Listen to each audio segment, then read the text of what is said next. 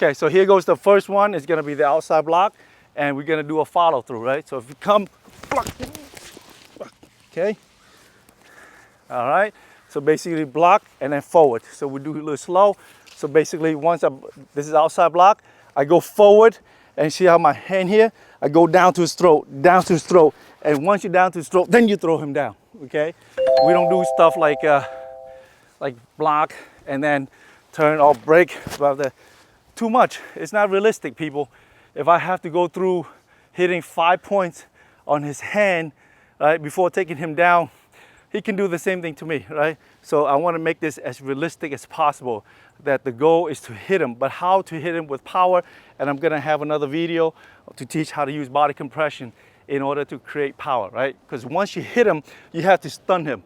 If you hit him and he's not stunned, look, the chances of him coming back to hit you are very high. So that's the outside. Here's the inside. It comes inside slow, inside. So once I block him inside, I have to be afraid of that hand too. See, that hand's coming. So once I'm here, I go in before he goes in. See that? So I touch, go in before he goes in. So once you hit him here already, most likely, even let's say if he's a strong, tough guy who can take punches, by the time he punches me here, I will feel it, but not as much as he feel my hit, right? Because I hit him before he hits me. So we go 1, 2, followed by elbow. Boom, down to his body, and then grab your knee. Okay, let's go the other angle. So I can go 1, 2, right? Boom, elbow right here, and then boom, followed by his knee. Okay, so we go a little faster. Go. Okay.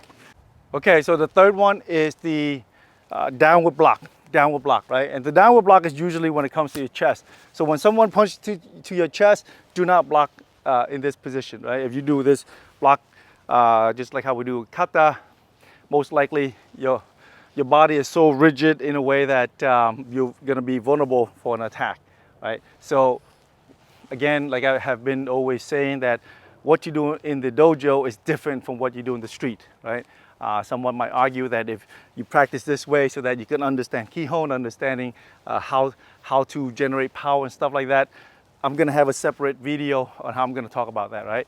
But right now, if he punches to your body, you should always go down. Where he punches the other hand, you should always go down, right? Once you're on top of your opponent, you always win. So keep that in mind. Don't go under, stay on top, right?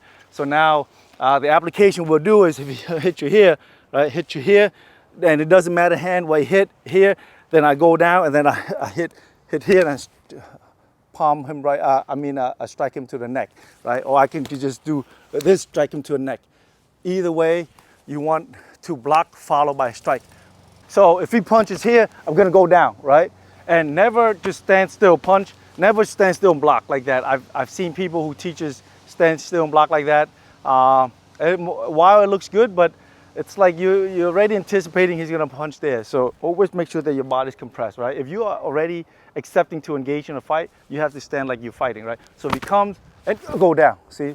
So he comes, go down, pop, right to the neck right away, and then from here, break his neck, okay? So now I'm gonna do this side here. So if he's gonna come, pop, pop, okay, so now the fourth block, which is the low hook punch to your stomach, right? If it's low hook to your stomach, again, you want to do the circle block, So whatever hand he's hitting, it doesn't matter. You just do the circle block. So if he comes, so if he hook it here, you circle block. If he hook the other hand, circle block. You see that? It works either way, right? So now the combination is if he come hook, circle block, once you block this way here, you want to go to his body again, right? So push this down. You see how I got my hand over his head, and then from this part of your thumb, hook it up to his neck, and then pull back. Right? You gotta do it quick. You cannot pull slowly like that, or you're gonna get into jiu-jitsu lock and stuff. Karate, stick to karate. What are you good at in karate is use your fist, right? So use your fist, your knuckles, whatever, you join your limb, and just go through his body. Do you have to find the right pressure point? Like I said, every point is gonna be the pressure point if you do it correctly, okay? So again, if he comes, hook, okay? Okay, so here goes the fifth block. The fifth block is when he's coming at your chest, right? So you have two options. You go this way, or now you go this way, right? In one of our kata, we do it like that. We do it like that. But I'm going to talk about that kata too. It's called a pinan sandan.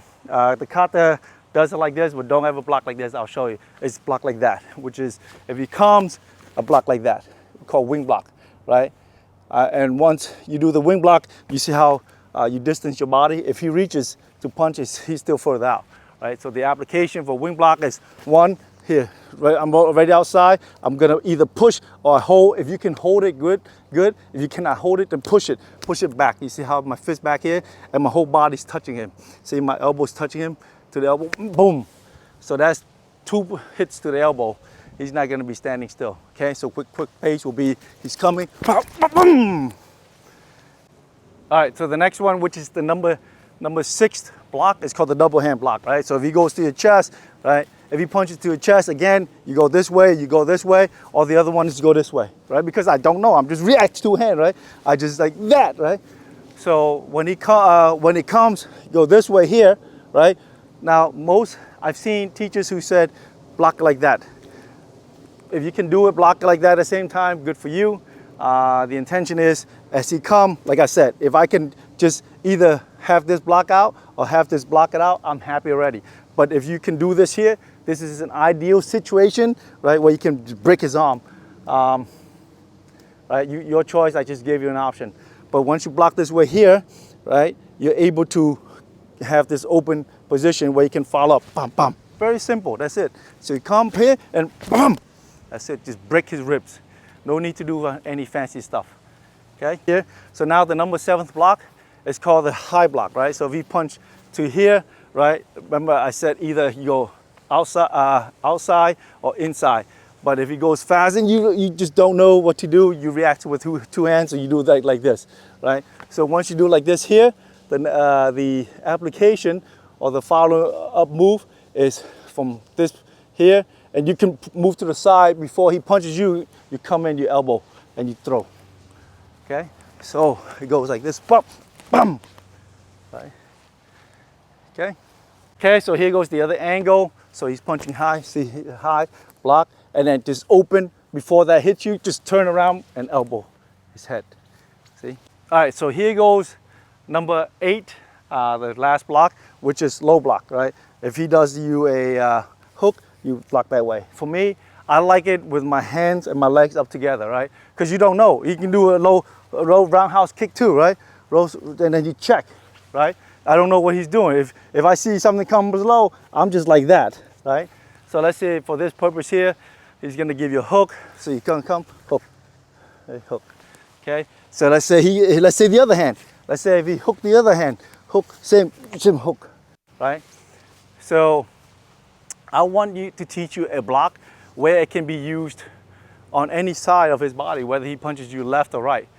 Unlike how we train in the dojo, where I'm going to do this side block and he punches the other hand this side block, it really makes no sense. I want to teach you a block where it's going to be real and it's going to work either side. Because once you make a decision already, you have to stick to the decision. If you change, look, we talk about life and death here, right? Within a split second, he can take your head off. So you want to make it real and practical, okay? So the last one, let's say if he hooked it here, he hooked it here, right? So either I do this, I stand, doesn't matter. Once I engage him already, you see how his hand's getting ready to go? You want to go in before him. You see? And then, right? So, move, bum. See, step, bum. Right? Elbow to his body. Take a look at your kata, right? Like I said, there are no secrets in these kata. It all depends on you and how you put it together and what actually makes it work for you. There's no secret in these things. You know, block's a block, a punch is a punch. It's all about how you put it together so it can flow continuously so that you can apply it, right? So at the end of the day, there's 2 things you need to concentrate on is how to get your body in a position where you can provide strength and how to move to make it more fluid, okay? Well, thank you very much for watching my channel. I would like for you to give it a thumbs up, subscribe, hit on the notification bell. That's gonna help me to make more videos like this.